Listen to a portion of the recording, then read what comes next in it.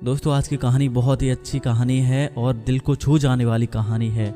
आज की कहानी को अगर आप लोगों ने पूरा सुन लिया तो आज की इस कहानी से आपके जीवन में बहुत ही बड़ा बदलाव आएगा। तो आज की कहानी को आखिरी तक जरूर सुनिएगा और इस कहानी का सार समझिएगा और मुझे कमेंट बॉक्स में बताइएगा। चलिए आज की कहानी को शुरू करते हैं। उससे पहले अगर आप सभी लोगों ने हमारे चैनल को सब्सक्राइब नहीं किया है तो चैनल को सब्सक्राइब कर लीजिए और जो बगल में घंटी है उसको टच करने के बाद में ऑल पर टच करना ना भूलें। चलिए आज की कहानी को सुनते हैं। रामू अपनी पत्नी रीमा और बच्चों के साथ मुंबई में रहता था। रामू मुंबई में एक स्कूल में चपरासी की नौकरी करता था। रामू के माता पिता गांव में रहते थे। एक बार की बात है, रामू लोकल ट्रेन से मुंबई काम पर जा रहा था। ट्रेन में भीड़ काफ़ी ज़्यादा थी, इसलिए रामू अंदर जा न सका। वो गेट पर ही खड़ा था।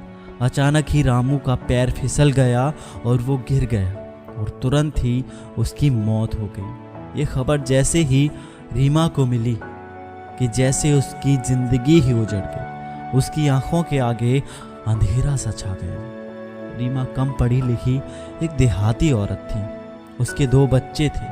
रीमा ने इसकी खबर अपने ससुराल वालों को दिया तो उसके ससुराल वाले बहुत परेशान हो गए। अगले दिन रीमा के ससुर जी उसे लेने मुंबई आ गए और उसे और बच्चों को लेकर गांव चले गए। गांव आने के बाद रीमा के सास ससुर कहने लगे, तुम्हें यहाँ रहने का कोई हक नहीं है, मेरे बेटे की मौत का जिम्मेदार तुम ही हो। और ऐसा कहते हुए रीमा के सास ससुर ने रीमा को घर से निकाल दिया। रीमा बेचारी क्या करती। एक तो वो पहले ही अपने पति के मौत से टूट चुकी थी और फिर अब सास ससुर के इस प्रकार के व्यवहार से और टूट गई। आखिरकार रीमा अपने मायके चली गई और यहीं पर अपने बच्चों के साथ रहने लगी। रीमा के मायके में माता पिता, भाई भाभी और उनके बच्चे थे। रीमा को यहाँ कोई परेशानी नहीं थी, लेकिन बात यह है कि वह आखिर कब तक यहाँ रहेगी। रीमा के भाई विजय ने कहा, जो हुआ उसे भूल जाओ, अब आगे की सोचो। रीमा दीदी, क्या तुम नौकरी करना चाहती हो? जीजा की जगह तुम्हें नौकरी आराम से मिल जाएगी। एक नेता मेरे जान पहचान के हैं, अगर कहो तो उनसे बात करूं। रीमा ने कहा, कुछ तो करना ही होगा, नहीं तो इन बच्चों का क्या होगा। विजय की भागदौड़ काम आ गई और जल्द ही रीमा को नौकरी मिल गई। रीमा 6 महीने बाद फिर मुंबई के लिए रवाना हो गई थी। साथ में रीमा के बच्चे और भाई विजय था जो उसे छोड़ने आया था। रीमा एक चौल में रूम लेकर वहीं से अपनी नौकरी पर जाने लगी। विजय ने भी सब कुछ सही करके 3-4 दिन में घर लौट आया।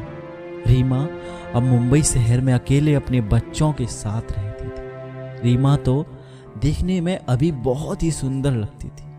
रीमा के स्कूल में हर टीचर उसे हसरत भरी नज़र से देखते थे। कई लोगों ने उसे रुपए पैसे का लालच दिया। रीमा जहाँ रहती थी वहाँ भी आसपास ऐसे लोगों की कमी नहीं थी, लेकिन रीमा ने कभी अपनी मर्यादा का गला नहीं घोंटा। दोस्तों, एक कहावत है कि लोग गिरते हुए मकान के ईंटें भी चुरा ले जाते हैं और आज यही रीमा के साथ हो रहा था।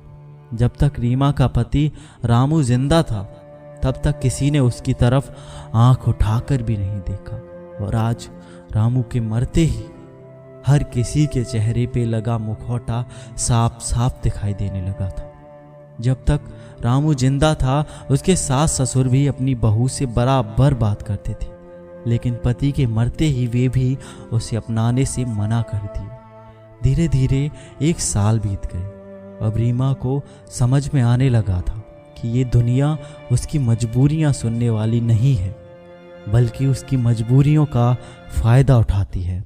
अभी तक रीमा शादी नहीं करना चाहती थी, लेकिन अब उसे समझ में आने लगा था कि वो शादी करके अपनी और अपने बच्चों की ज़िंदगी को सुरक्षित कर सकती थी, बल्कि उसकी मजबूरियों का फ़ायदा उठाती है। रीमा के स्कूल में ही राघव भी चपरासी की नौकरी करता था। राघव बहुत ही बदमाश किस्म का आदमी था और शराब का नशा भी बहुत करता था। वो अक्सर लोगों के साथ मारपीट किया करता था, लेकिन रीमा से बहुत ही अच्छे से बात करता था। राघव उसे भरोसा दिलाता था कि रीमा, मेरे रहते हुए तुम्हें चिंता करने की ज़रूरत नहीं है। रीमा भी राघव की हकीकत चेहरे से अनजान थी, इसलिए रीमा केवल राघव से ही बात करती थी।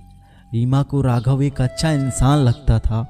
राघव ने रीमा को बताया था कि उसकी पत्नी एक गंभीर बीमारी से मर गई और अब वो इस दुनिया में अकेला है और वे तुमसे शादी करना चाहता है। ये सुनकर रीमा चौंक गई।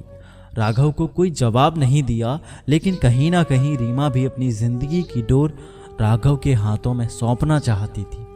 रीमा को लगता था कि वो इस दुनिया में अकेली है, राघव भी अकेला है। अगर दोनों शादी कर लेते हैं तो दोनों को एक दूसरे का सहारा भी मिल जाएगा और उसके साथ साथ बच्चों की जिंदगी भी सुधर जाएगी। राघव के पैसों से घर खर्चा चलेगा और रीमा के पैसों से सेविंग होगा, जो भविष्य के लिए बहुत ही ज़रूरी है। रीमा अगले दिन अपनी माँ से बात किया और राघव के विषय में बताया। रीमा की माँ ने कहा, बेटी मैं तो पहले ही कह रही थी कि शादी कर लो, नहीं तो ये ज़िंदगी जीना बहुत ही मुश्किल होगा। रीमा के घर वाले राजी हो गए। अगले दिन रीमा जब स्कूल गई तो राघव से कहने लगी कि वो तुमसे शादी करने के लिए तैयार है।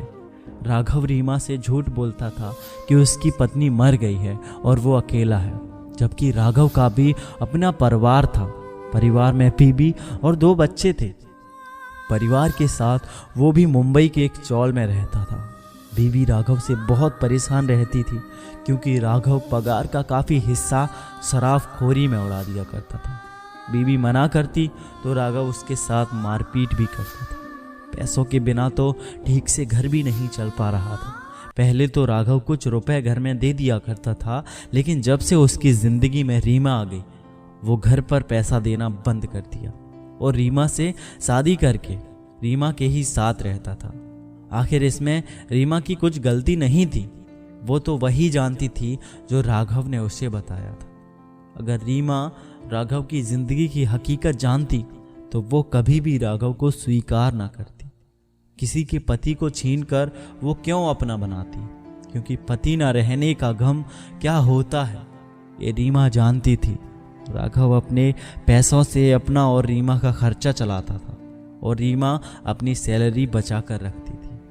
उधर राघव की बीबी घर चलाने के लिए कई बड़े लोगों के घरों में नौकरानी का काम करने लगी थी। वह खून के आंसू रो रही थी, मेहनत करके किसी तरह बच्चों को पालती रही। एक दिन की बात है, रीमा राघव के साथ मार्केट गई हुई थी। तभी राघव की पत्नी ने राघव को देख लिया और रीमा के पास आकर रोने लगी और कहने लगी, मैंने तुम्हारा क्या बिगाड़ा था जो तुमने हमारे पति को हमसे छीन लिया और आज मैं दूसरों के घरों में साफ सफाई का काम करने के लिए मजबूर हूँ। अरे पति के ना रहने का गम क्या होता है ये तुम क्या जानो। ये सब सुनकर रीमा चौंक गई और राघव की ओर देखने लगी। राघव सिर झुकाए खड़ा था। रीमा ने कहा, राघव तुमने ऐसा क्यों किया?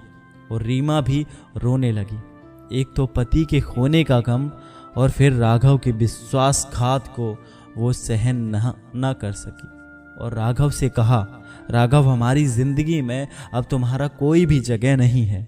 रीमा अब पूरी तरह से टूट चुकी थी।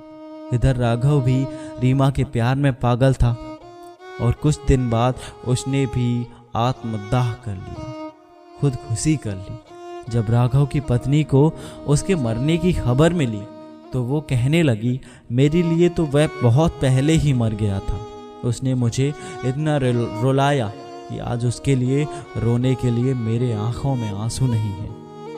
राघव की जगह अब उसकी पत्नी को नौकरी मिल गई और वो अपने बच्चों का अच्छे से लालन पालन कर रही है। इधर रीमा भी अपने गांव आ गई। उसका भी लोगों पर से विश्वास उठ गया था। लोग कितने नीचे तक गिर जाते हैं ये रीमा ने अपनी खुली आंखों से देख चुकी थी।